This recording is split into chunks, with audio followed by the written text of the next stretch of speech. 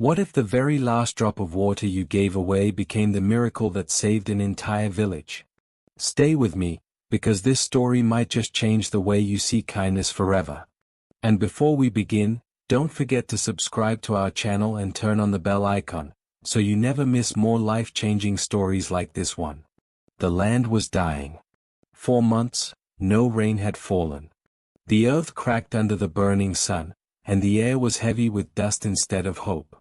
In a small village, a young girl named Amira carried the heavy burden of survival.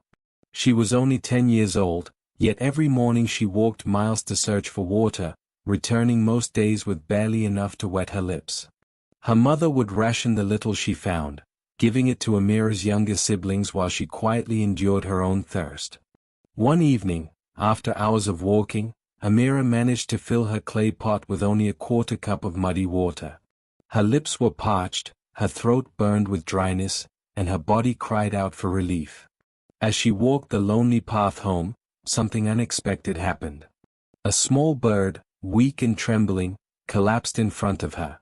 Its tiny chest heaved with exhaustion, its feathers dull from the scorching heat. It opened its beak, gasping desperately. Amira stopped.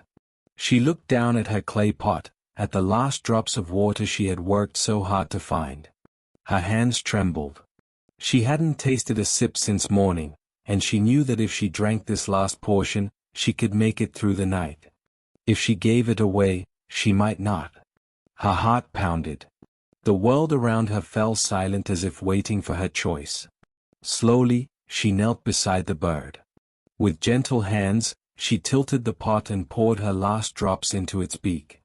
The bird swallowed weakly, then stretched its wings and fluttered once more. Amira smiled faintly, though her body grew weaker. That night she lay beneath the stars, her lips cracked, her stomach empty, and her heart whispering a quiet prayer for rain. At dawn, she was startled by a familiar sound. The same bird had returned. This time, it was strong. It circled her head, chirping loudly, before darting a few feet away and stopping as if waiting for her to follow. Confused but curious, Amira stood up and stumbled after it.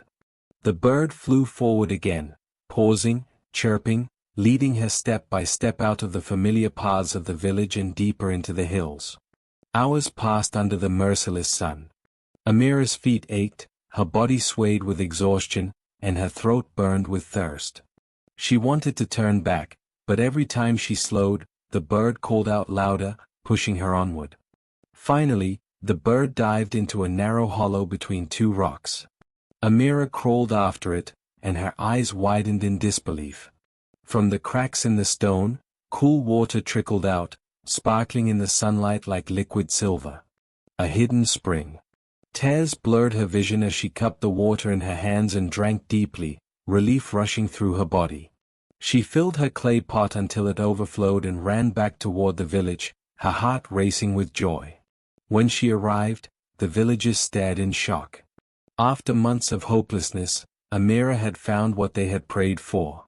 She led them to the hidden spring, and together they widened the hollow, channeling the flow so everyone could drink.